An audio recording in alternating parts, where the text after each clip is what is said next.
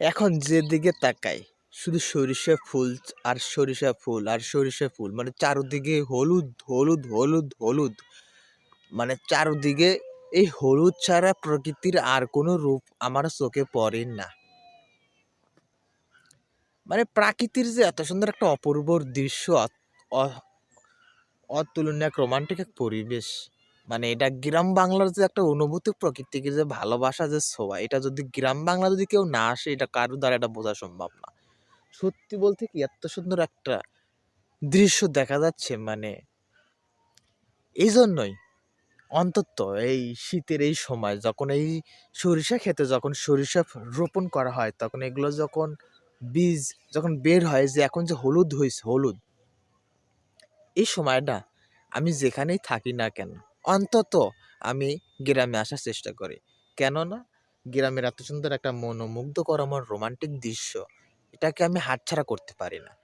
মানে এতই সৌন্দর্য আমি ভুলে কেমনে শহরে থাকি, এই সৌন্দর্য রাইখে আমি কেমনে শহরে ঘুমাই, চার দেওয়ালের ভিতরে ঘুমাই। ভাই, যত টাকা ইনকাম করি না কেন, এই সময়টা এই সৌন্দর্যটাকে আমি খুঁজে পাবো কখনো? লাখ টাকা দিয়ে কখনো খুঁজে পাবো? কোনোদিনও অসম্ভব না, কোনোদিনও পাওয়া সম্ভব না। লাখ টাকা ইনকাম করে কি হবে যদি সময়ের মতো সৌন্দর্যর প্রকৃতির যে দৃশ্য, যে পর্যটক, যে সিজনের যে একটা মৌসুমের যে একটা দৃশ্য, রোমান্টিক পরিবেশ, সৌন্দর্য পরিবেশ, প্রকৃতির ছোঁয়া পরিবেশ, এই পরিবেশ আমি কেমনে মিস করি? অনেকে আছে না,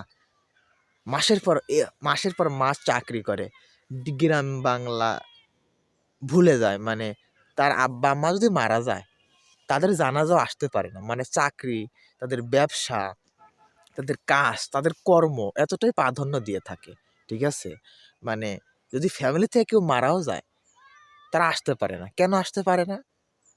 তার চাকরিকে তারা প্রাধান্য দেয়, তারা টাকাকে তারা প্রাধান্য দেয়। অথচ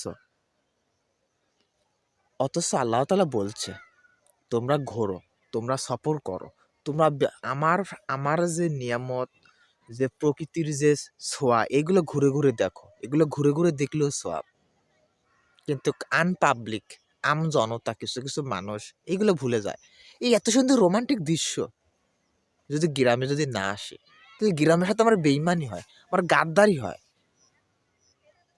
গ্রামে আসলে পারে টাকা ফুরোয়, টাকা খরচ হয়, অথচ এইরকম দৃশ্য কি তুমি লাখ টাকা দিয়ে পাইবা? তুমি তো কাজ কাজ নিয়েই ব্যস্ত, তোমার তো চাকরি নিয়েই ব্যস্ত, তুমি তো ব্যবসা নিয়েই ব্যস্ত। ঠিক আছে ভাই, জীবনে সৌন্দর্য বলতে, সৌন্দর্য দেখা, তুলে ধরা, সৌন্দর্য সৌন্দর্যর সাথে মিশে থাকা, এগুলো প্রত্যেকটা মানুষের কর্তব্য। সেটাকে তুমি প্রাধান্য যদি না দিয়ে থাকো, তোমার ব্যর্থতা ছাড়া এই পৃথিবীতে কোনো কিছুই না।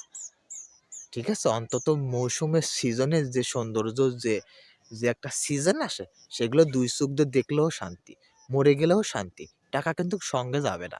কিন্তু কি, চোখ দিয়ে যেটা দেখবা, যেটা শান্তির সুখ নিবা, প্রকৃতির ছোঁয়া নিবা, এটাই কিন্তু জীবনটা কিন্তু ধন্য।